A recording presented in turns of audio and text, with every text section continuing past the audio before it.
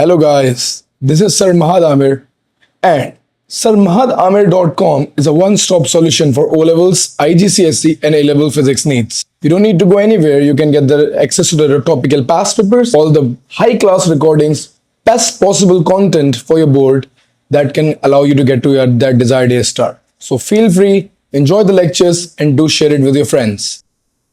Hello guys, आज हमारा जो लेक्चर है it's going to be the second last lecture of gravitation. आज हम लोग कुछ बुनियादी कॉन्सेप्ट्स को डिस्कस करेंगे. लेक्चर बहुत ज़्यादा जो है लंबा नहीं है, इट्स शॉर्ट लेक्चर. इसमें हम लोग पोटेंशियल एनर्जी और काइनेटिक एनर्जी और टोटल एनर्जी की इक्वेशंस को एक हल्की सी नज़र मारेंगे and then will move on to the binary star system. उसकी वर्किंग को कंक्लूड करते हुए इंशाल्लाह will get done by this lecture. Okay, अब आते हैं हमारे पास कि how we are going to be calculating the kinetic energy, gravitational potential energy and the total energy for a satellite that is going to be performing a uniform circular motion at a distance r from the earth's source mass. तो अगर for example एक satellite जो है अर्थ के इर्द गिर्द move कर रहा है, ठीक है, और मैं लेट्स सपोज कहता हूँ कि मुझे उस मूविंग सैटेलाइट की काइनेटिक एनर्जी निकालनी है और वो किस तरीके से जो है काइनेटिक एनर्जी जो है इफेक्ट होती रहती है. तो इस बात को समझने के लिए सबसे पहले एक छोटी सी बात यहाँ पे समझनी पड़ेगी दैट कि काइनेटिक एनर्जी ना जो मोशन है वो रिड्यूस होता जाता है, ठीक है. ये बात बड़ी इंटरेस्टिंग है. मैं इसको कोशिश करता हूँ आपको समझाऊं कि हमारे पास अगर एक ऑब्जेक्ट जो है मूव कर रहा है, एक सैटेलाइट मूव कर रहा है, तो उसकी जो फोर्स है और जो उसका पाथ है और जो उसकी स्पीड है, ये एक पर्टिकुलर स्पीड में मूव कर रहा है. अगर लेट्स सपोज इस सैटेलाइट को मैं थोड़ा दूर लेके जाऊंगा तो इसकी काइनेटिक एनर्जी कम हो जाएगी, ठीक है. The speed of the satellite would reduce. मैं और लेके जाऊंगा दूर तो इसकी और स्पीड कम हो जाएगी, क्योंकि अब डेफिनेटली उसकी सेंट्रीपिटल की फोर्स की रिक्वायरमेंट बढ़ जाएगी. तो हमारे पास जितना ऑब्जेक्ट प्लैनेट से दूर जाता जाता है उतनी उसकी स्पीड कम होती जाती है, एंड जितना ऑब्जेक्ट प्लैनेट के करीब आता जाता है उतनी उसकी स्पीड ज़्यादा होती जाती है in order for the object to be keeping in circular motion. इसको समझने का एक और कॉन्सेप्ट याद रखिएगा कि अगर मैं सन और अर्थ की बात करूं तो अर्थ टेक अराउंड 365 डेज. वैराज अगर मरकरी की बात करूं तो मरकरी, अब डेफिनेटली वो मेरे पास वो ऑप्शन नहीं है, बट अगर मरकरी की बात करूं तो मरकरी बहुत तेज मूव कर रहा होता. एंड देन अगर मैं जुपिटर की बात करूं तो उसकी जो है मोशन कम हो जाता, क्योंकि वो उसके डेज ज़्यादा लगते हैं उसको मोशन जो है जुपिटर को. तो सिमिलरली सोर्स मास के आप जितना करीब होगे and when you are required to be in circular motion, तो अगर आप सोर्स मास के जितना करीब होगे आप उतनी ज़्यादा स्पीड में अपना मोशन को कंटिन्यू रख रहे होगे, because the requirement of centripetal force will be very high. और रिक्वायरमेंट ऑफ सेंट्रीपिटल फोर्स क्यों हाई होगी? क्योंकि since centripetal force is equals to mv²/r, तो हमें स्पीड ज़्यादा रखनी पड़ेगी in order to keep that object in a circular motion, ठीक है. इसको मैथमेटिकली डिस्कस करते हैं कि मैं कहना क्या चाहता हूँ, ठीक है. हमारे पास सर काइनेटिक एनर्जी का जो फॉर्मूला था दैट वॉज 1/2 mv². और सिंस अगर मैं एक सैटेलाइट सर्कुलर मोशन ऑर्बिट कर रहा है तो सेंट्रीपिटल फोर्स जो होगी वो ग्रेविटेशनल फोर्स के बराबर होगी सैटेलाइट के. और अगर मैं सैटेलाइट की बात करूं तो हमारे पास सैटेलाइट की जो ग्रेविटेशनल फोर्स है, सेंट्रीपिटल फोर्स mv²/r होती है, and the gravitational force will B mgmm/r².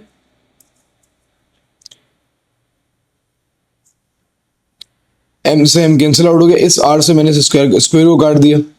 v² बराबर हो जाएगा gm/r के, ठीक है. मैं इसी वैल्यू को इसमें सब्स्टिट्यूट कर देता हूँ.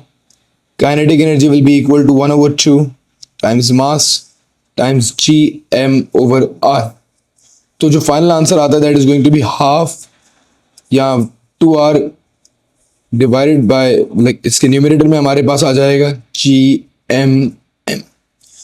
तो जो फाइनल काइनेटिक एनर्जी की इक्वेशन हमारे पास बनेगी that is going to be kinetic energy is equal to gmm/2r. जिस बात से मुझे ये रियलाइज होता है that kinetic energy of a moving satellite जो होगी it will be inversely related with radius. मतलब अगर distance from the source mass बढ़ रहा है दैट शोज के काइनेटिक एनर्जी कम हो जाएगी and it's going to be a inverse relationship. तो जितना सैटेलाइट सोर्स मास से दूर जाता जाएगा उतनी उसकी काइनेटिक एनर्जी जो है कम होती जाएगी. अब इसी के बाद अगर मैं बात करूं ग्रेविटेशनल पोटेंशियल एनर्जी की, तो ग्रेविटेशनल पोटेंशियल एनर्जी जो थी हमारे पास ग्रेविटेशनल पोटेंशियल टाइम्स दी मास थी. तो gravitational potential energy of a satellite moving in a circular motion around the planet की अगर मैं बात करूं और मैं उसमें जो है जस्ट इक्वेशन में हमारे पास since gravitational potential energy is given by U potential times mass, तो पोटेंशियल का फॉर्मूला हमारे पास -gm/r था एंड देन टाइम्स मास। तो ग्रेविटेशनल पोटेंशियल एनर्जी का ऑलरेडी हम लोग फॉर्मूला निकाल चुके हैं, दैट इज -g/m/r। तो gravitational potential energy of the planet is also inversely related with the radius, but negative inverse relationship. तो अगर मैं रेडियस बढ़ाऊंगा तो ग्रेविटेशनल पोटेंशियल एनर्जी की वैल्यू लेस नेगेटिव होगी। इस बात को समझिएगा कि अगर मैं रेडियस बढ़ाऊंगा and then since radius is in the denominator तो वैल्यू लेस नेगेटिव होगी। That actually shows that gravitational potential energy will increase. यही बात हमने पढ़ी थी कि इंफिनिटी पे the gravitational potential energy is equal to zero and as we come close that is reduce, loss होती जाती है। If I plot a graph for this, it's very very technical graph कि हमारे पास ग्रेविटेशनल पोटेंशियल एनर्जी जो होगी वो less negative हो जाएगी। The graph would be somewhere like this and that does not show, although it's an inverse relationship, but since 1/r is in the denominator जितना बड़ा होगा हमारे पास 1/, वैल्यू उतनी छोटी आएगी और नेगेटिव में वैल्यू छोटी होती जाएंगी। अगर मैं 1 रखता हूं तो -1 इज अ बिगर नंबर, 2 करूंगा तो -1/2 that's 0.5, -0.5 is comparatively a bigger number than -1। ये बात समझ पा रहे हैं आप लोग? इट्स वेरी सिंपल, क्योंकि नेगेटिव में वैल्यू जितनी क्लोजर टू जीरो होंगी वो उतनी ज्यादा बड़ी वैल्यूज होती हैं। तो याद रखिएगा रेडियस बढ़ाने से gravitational potential energy will be less negative. That can be stated that कि ग्रेविटेशनल पोटेंशियल एनर्जी बढ़ेगी तो ग्रेविटेशनल पोटेंशियल एनर्जी इंक्रीज होती है due to negative inverse relationship. As r increases, the gravitational potential energy becomes less negative and it also increases.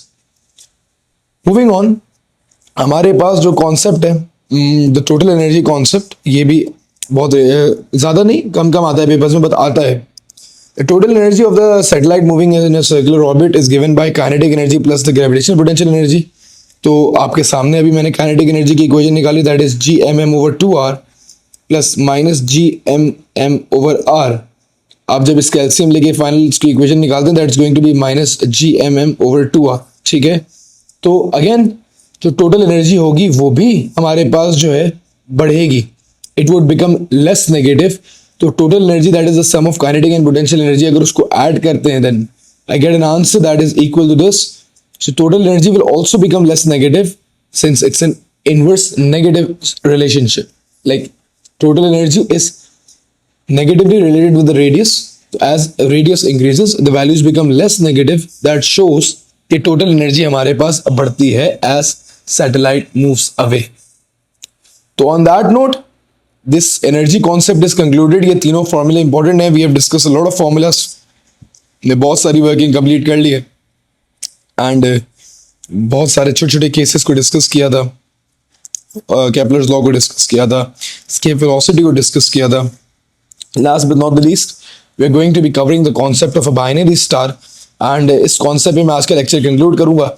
इस binary star से related मेरी एक और वीडियो आएगी, लेक्चर्स में ही आएगी, ठीक है, लेक्चर्स में ही आएगी, और that would be covering 3 questions जो कि बहुत आई थिंक आज तक के आए हुए बहुत इंपॉर्टेंट क्वेश्चंस है बाइनरी स्टार के, वो हम एक बार कंक्लूड कर लेंगे, सारे कॉन्सेप्ट उसमें रिव्यू हो जाते हैं and then binary star will be done. Binary star का कॉन्सेप्ट बुक में नहीं है, पता नहीं क्यों नहीं है, मैंने 2-3 बुक्स में देखा है बुक में बाइनरी स्टार का कॉन्सेप्ट नहीं मिलता, but it's part of your syllabus. ये एक अजीब सा अजम्पशन है कि इस binary star part of the syllabus और not, it is actually part of the syllabus, तो ये आपने समझना है। खैर, write down an expression for the force of gravity between the 2 stars. सबसे पहले भाई बाइनरी स्टार होता क्या, सबसे पहले समझते हैं कि बाइनरी स्टार क्या, ठीक है, वरना जो है काम खराब हो जाए। देखिए ये एक बाइनरी स्टार सिस्टम है आप लोगों के सामने, the 2 stars that are moving like this, ये एक बाइनरी स्टार सिस्टम है और ये स्टार बेसिकली एक सेंटर पॉइंट के अराउंड ऑर्बिट कर रहे होते हैं, सर्कुलर पाथ। ये एक इमेजिंग इस तरीके से हुई है, let's consider that as a circular path. तो हमारे पास ये बाइनरी स्टार सिस्टम है कि एक कॉमन सेंटर के अगेंस्ट 2 स्टार्स अपने अपने ऑर्बिट पे मूव कर रहे होते हैं and they are orbiting like this. And हमारे यूनिवर्स में there lot of stars that run in a binary system. Around 30-40% of the stars are basically binary stars, ठीक है। ये हमारा जो सन है, since that is an lonely star, एक single बेचारा, कोई इसके पास गर्लफ्रेंड नहीं है, अकेला अकेला स्टार है, तो हम समझते हैं stars are always alone. They're not, that's not the case. Stars, lot of stars are basically running in like binary system, और कुछ इस तरीके से हमारे पास जो है स्टार्स मूव कर रहे होते हैं. एक कॉन्सेप्ट इसमें और है, जिस स्टार का हमारे पास मास ज़्यादा होता है उसका ऑर्बिट कम होता है, and the star that has lesser mass उसका ऑर्बिट ज़्यादा होता है. इसको मैं समझाऊंगा डिटेल में, परेशान नहीं. इस सिस्टम को हम बाइनरी स्टार सिस्टम कहते हैं. इस सिस्टम में मैं दो बातें फिलहाल करना चाहता हूँ, इसके क्वेश्चंस ही इंटरेस्टिंग है. वो पहला कॉन्सेप्ट ये है कि फॉर एग्जांपल अगर मैं कहता हूँ कि मुझे इसमें फोर्स ऑफ ग्रेविटेशन निकालनी है, तो gravitational force will be equal to gm1 times m2, that is the mass of the two stars, divided by distance, that is going to be r1 plus r2 the whole square. तो ये बहुत simple सी बात है कि दोनों का distance, अगर मैं दोनों की डिस्टेंस को ऐड कर दूं, that's going to be the total distance between the two masses, and force of gravitation is the product of the masses and inversely proportional to the square of the distance between them. एक तो ये concept है. दूसरा, ये दोनों एक time पे पूरा सर्किल कंप्लीट करते हैं. ठीक है, ये बाइनरी स्टार की खास बात है, जब दोनों एक टाइम पे पूरा सर्किल कंप्लीट करते हैं. If you look at that, छोटे वाला सर्किल, ऑल्दो उसका सर्किल छोटा है, बड़े वाले का सर्किल ज्यादा है, बट ये सर्किल का start and finish they and at the same time. तो बाइनरी स्टार्स की दोनों की जो एंगुलर वेलोसिटी होती है, एंगुलर स्पीड होती है, दैट इज इक्वल. तो इसकी भी एंगुलर स्पीड ओमेगा होगी, इसकी भी एंगुलर स्पीड ओमेगा होगी. तो अगर मैं for mass m1 angular velocity निकालना, वो सॉरी फोर्स निकालना चाहूँ, centimetre force M R omega square से, और इसकी भी निकालना चाहूँ एम आर ओमेगा स्क्वायर से, तो पहले वाले की जो फोर्स आएगी that would be m1 r1 omega square, that's for the mass m1, और दूसरे वाले की जो आएगी that is going to be m2 r2 omega square. Omega 1 2 क्यों नहीं लिखा? क्योंकि ओमेगास दोनों का क्या है, सेम है. और इसमें एक बड़ा इंपॉर्टेंट कॉन्सेप्ट यहाँ पे आ जाता है. The questions they ask you to, given that the force of gravitation required is the like perform a circular motion, gravitation force is the force that is required to form this like perform a circular motion, this is to be showed. तो आप जैसे इसी question की बात कर रहा हूँ, m1 r1 omega square is equals to m2 r2 omega square, that's going to be m1 over r1, sorry m1 over m2 is equal to r2 over r1 क्योंकि ओमेगा ओमेगा एक दूसरे को cancel कर देंगे. ये equation show करने के लिए आती है, और ये मैंने आपको समझा दी है क्योंकि इसका सेंटर पॉइंट ये था, एंड इसकी gravitation force around the about the centre ये है, इसकी gravitation force about the centre ये है. तो ये किस तरीके से सवाल आते हैं उसकी एक डिटेल वीडियो है, 3 क्वेश्चन है उसमें, सारे क्वेश्चन उसमें कवर हो जाएंगे, आपको परेशान होने की बात नहीं है. बस ये बात याद रखिएगा दैट बाइनरी स्टार में mass of the star is inversely proportional to its radius. Mass अगर रेडियस कम होगा तो मास ज़्यादा होगा, मास ज़्यादा होगा तो रेडियस कम होगा, इनवर्स रिलेशनशिप है. ठीक है, तो more massive stars perform circular motion in smaller orbits and less massive stars perform circular motion in larger orbits. That's basically it for the conceptual knowledge. हम लोगों ने ग्रेविटेशन का चैप्टर कंप्लीट कर लिया है, इंशाल्लाह will be solving all the questions. अच्छा, इसमें एक लेक्चर और है, ठीक है, एक ग्रेविटेशन का लेक्चर और है रिलेटेड टू स्मॉल डिटेल्स, जो बेस्ट लेक्चर होगा. इसमें छोटी छोटी बातें जो थ्रू आउट द चैप्टर हम लोग करते आ रहे हैं वो उस लेक्चर में डिस्कस करेंगे. And the last but not the least, एक इसमें बाइनरी स्टार के कॉन्सेप्ट्स पे एक लेक्चर करेंगे छोटा सा, जिसमें हम लोग 3-4 क्वेश्चंस को डिस्कस करेंगे रिलेटेड टू बाइनरी स्टार्स. ठीक है, let's call it a day. अपना ख्याल रखिएगा, share the video if you understand the concepts. Take care guys.